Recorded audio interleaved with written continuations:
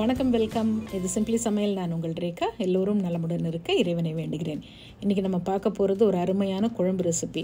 இதோட சுவை மட்டும் அருமை இல்லை, இதோட சத்தும் அருமை தான். ஏன்னா அப்படி ஒரு மழை நேரத்துக்கு இது ஒரு இம்யூனிட்டி பூஸ்டர்னே சொல்லுவேன். ஏன்னா இதில் நம்ம சேர்க்குற மிளகு, சீரகம், மஞ்சள், மல்லி, கருவேப்பிலை, சின்ன வெங்காயம், பூண்டு இது அத்தனையும் உடம்புக்கு நோய் எதிர்ப்பு சக்தியை கண்டிப்பாக தரும். இதை சுட சுட சாதத்தில் போட்டு சாப்பிடவும் நல்லாயிருக்கும், இட்லி தோசை கூட சாப்பிடவும் நல்லாயிருக்கும். குழந்தைங்கள்லேருந்து பெரியவங்க வரைக்கும் எல்லாருக்குமே கண்டிப்பாக செஞ்சு. அண்ட் நம்ம சேனலை புதுசாக பார்க்குறவங்க சேனல் பிடிச்சிருந்ததுன்னா மறக்காமல் சப்ஸ்கிரைப் பண்ணிக்கோங்க, பெல் ஐக்கான் கிளிக் பண்ணிவிடுங்க, ஆல் பட்டனும் ப்ரெஸ் பண்ண மறந்துடாதீங்க. அப்போ தான் நான் போடுற வீடியோஸோட நோட்டிஃபிகேஷன் உடனே வரும், நீங்களும் மிஸ் பண்ணாமல் பார்க்கலாம். வாங்க இப்போ நம்ம கிச்சன் போகலாம். பொருள் எல்லாம் எடுத்து வச்சுருக்கேன். இதோட டீட்டெயில்ஸ் எல்லாம் டிஸ்கிரிப்ஷன் பாக்ஸ்லேயே இருக்குது, அதுலேயும் ஒரு தடவை செக் பண்ணிக்கோங்க. ஒரு 15 நிமிஷத்தில் அருமையாக ரெடி ஆகிடும் நமக்கு. இதை நீங்கள் ஒரு வெளியில் வச்சாலே ஒரு வாரம் வரைக்கும் கெட்டு போகாது, அப்படியே ஸ்டோர் பண்ணி வச்சுக்கலாம். எப்போ வேணாலும் இட்லி தோசைக்கும் சாப்பிட்லாம், சாதத்துக்கும் சாப்பிட்லாம். அடிகனமான கடாய் வச்சுக்கோங்க. 1 டேபிள் ஸ்பூன் மிளகு, 1 டேபிள் ஸ்பூன் கடலைப்பருப்பு, 1 டேபிள் ஸ்பூன் முழு தனியா, 1 டீஸ்பூன் உளுத்தம்பருப்பு. ஃபஸ்ட்டு இதை 4 மட்டும் போட்டு கூடவே 2 காஞ்ச மிளகாயும் போட்டு மிதமான தீயில் நல்ல செவக்க அந்த நல்ல வாசனை வரும் அந்த அளவுக்கு வறுத்துக்கோங்க. இது கொஞ்சம் நல்ல செவந்து வறுபட்ட பிறகு நம்ம 1 டீஸ்பூன் சீரகம் இது கூட சேர்க்கலாம். சீரகத்தை முதலே போட்டால் சீரகம் படப்படன்னு பொரிஞ்சிரும், அப்புறம் தீஞ்சு போன மாதிரி ஆகிடும். அதனால் அது கொஞ்சம் செவந்த பிறகு சீரகத்தை போட்டு வறுத்துக்கோங்க. இது வறுத்தோன்னே இதில் கொஞ்சமாக ஒரு 4-5 கருவேப்பிலையும் சேர்த்துக்கலாம், நல்ல வாசனையாக இருக்கும்.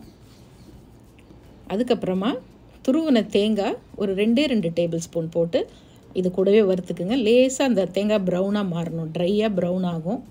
இப்போ இதை நல்லா ஆற வச்சுட்டு மிக்சியில் போட்டு கொஞ்சமாக தண்ணி ஊற்றி ஒரு பேஸ்ட்டாக அரைச்சிக்கலாம். ஸோ இதை அரைச்சிட்டு வந்துடலாம்.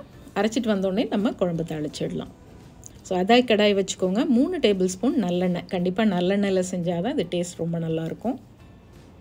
அதில் 3/4 டீஸ்பூன் கடுகு, 1/4 டீஸ்பூன் வெந்தயம் இதுதான் போடுறேன். இது ரெண்டும் நல்லா பொரிஞ்சு வரட்டும். சப்போஸ் நீங்கள் பூண்டு சாப்பிடாதவங்களாக இருந்தால் பூண்டு இல்லாமல் வெறும் சின்ன வெங்காயம் மட்டும் கூட போட்டு செய்யலாம். இல்லை வெங்காயம் பூண்டு ரெண்டுமே இல்லாமல் கூட இந்த குழம்பை நீங்கள் செய்யலாம், அது உங்கள் விருப்பம்தான்.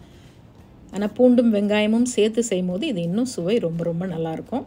இது ரெண்டும் பொரிஞ்சு வந்ததுக்கப்புறமா நான் ஒரு 100 கிராம் பூண்டு, ஒரு 150 கிராம் சின்ன வெங்காயம், இது நல்லா சீக்கிரமாக வதங்கிறதுக்காக ஒரு 3/4 டீஸ்பூன் உப்பு சேர்த்துக்குவோம். 1/4 டீஸ்பூன் பெருங்காயத்தூளும் இதில் இப்போ சேர்த்துடலாம்.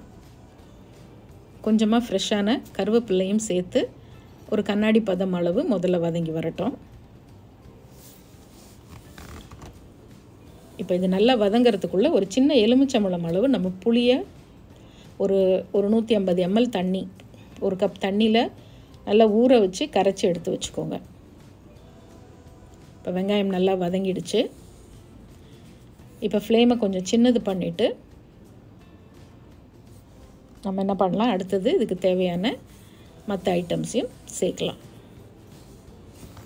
உங்கள் வீட்டு சமையல் அதிக சுவையாகவும் சீக்கிரமாகவும் செஞ்சு முடிக்க நீங்கள் எல்லோரும் என்னை ரொம்ப நாளாக கேட்டுட்டு இருந்த என்னுடைய ஸ்பெஷல் செந்தூர் மசாலாஸ் இப்போ உங்களுக்காக தயாராக இருக்குது.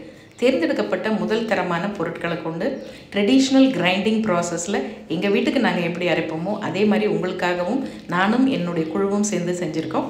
அதோட டீட்டெயில்ஸ் எல்லாம் டிஸ்கிரிப்ஷன் பாக்ஸில் கொடுத்துருக்கேன். இப்போ நம்மளுடைய செந்தூர் மசாலாலேருந்து ஒரு 1/2 டீஸ்பூன் செந்தூர் மஞ்சத்தூள் சேர்க்குறேன்.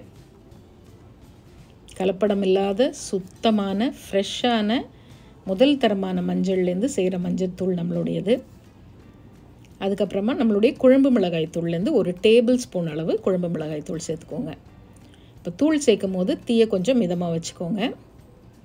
இதை வதக்கி விட்டுட்டு ஜஸ்ட் அந்த பூண்டு வெங்காயத்தோடு சேர்த்து கொஞ்சம் வதக்கி விட்டுட்டு இப்போ நம்ம அரைச்ச மிளகு அந்த பேஸ்ட் இருக்கு இல்லையா, வறுத்து அரைச்சோம், இப்போ அதை இதில் போட்டு லேசாக வதக்கி விடுங்க. ஏற்கனவே இது வறுத்து தான் அரைச்சிருக்கோம், அதனால் பச்சை வாசனைலாம் ரொம்ப இருக்காது.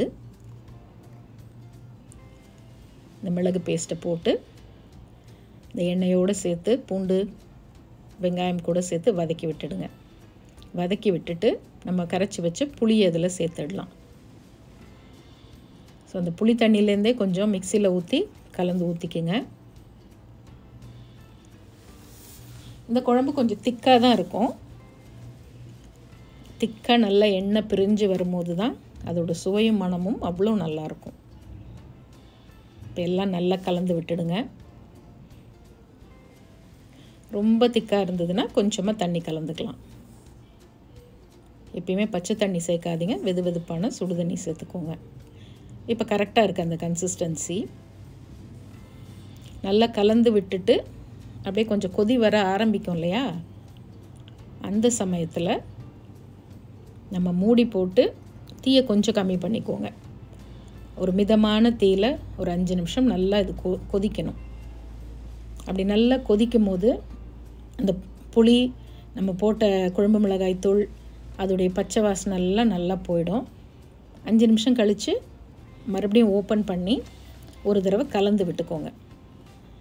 நல்லா கலந்து விட்டுட்டு கரெக்டாக 5 நிமிஷம் கழித்து நீங்கள் ஓப்பன் பண்ணும்போது பார்த்திங்கன்னா லேசாக அப்படி எண்ணெய் ஓரத்தில் கசிய ஆரம்பிச்சிருக்கும். அந்த எண்ணெய் பிரியும்.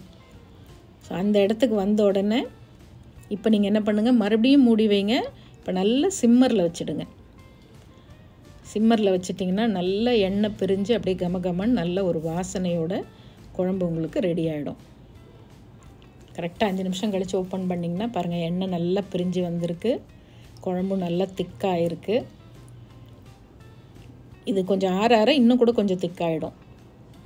இல்லை உங்களுக்கு எவ்வளோ தேவையோ அவ்வளோ வச்சுட்டு மீதியை நல்ல ஈரம் இல்லாத ஒரு பாட்டிலில் அந்த மாதிரி நீங்கள் ஸ்டோர் பண்ணி வச்சுக்கோங்க. எப்போ வேணுமோ டக்குன்னு எடுத்து போட்டு சாப்பிடலாம். ரொம்ப அருமையான ஒரு பூண்டு மிளகு குழம்பு இது. இட்லி தோசைக்கும் ரொம்ப நல்லாயிருக்கும். நல்ல சூடான சாதம் வச்சுக்கோங்க. ஏதாவது ஒரு பருப்பு போட்ட கூட்டு, அந்த மாதிரி ஒரு கூட்டு, கொஞ்சம் வத்தல் வடம் அந்த மாதிரி ஏதாவது ஒன்று, இல்லை இந்த மாதிரி அப்பளப்பூ, அது கூட இந்த மிளகு குழம்பு போட்டு சாப்பிட்டு பாருங்கள், அவ்வளோ அருமையாக இருக்கும். குழந்தைங்களுக்கு கொடுக்கும்போது அரை ஸ்பூன் நெய்யும் சேர்த்து பிசைஞ்சு கொடுத்திங்கன்னா ஜம்முன்னு சாப்பிட்ருவாங்க. ட்ரை பண்ணி பார்த்துட்டு எப்படி இருக்குதுன்னு சொல்லுங்கள். நம்ம சேனலை புதுசாக பார்க்குறவங்க சேனல் பிடிச்சிருந்ததுன்னா மறக்காமல் சப்ஸ்கிரைப் பண்ணிக்கோங்க. இன்னொரு ஃபென்டாஸ்டிக் ரெசிபியோடு மறுபடியும் பார்ப்போம். இது சிம்பிளி சமையல். நான் உங்கள் ரேகா. தேங்க்ஸ் ஃபார் வாட்சிங். Take care. பபாய்.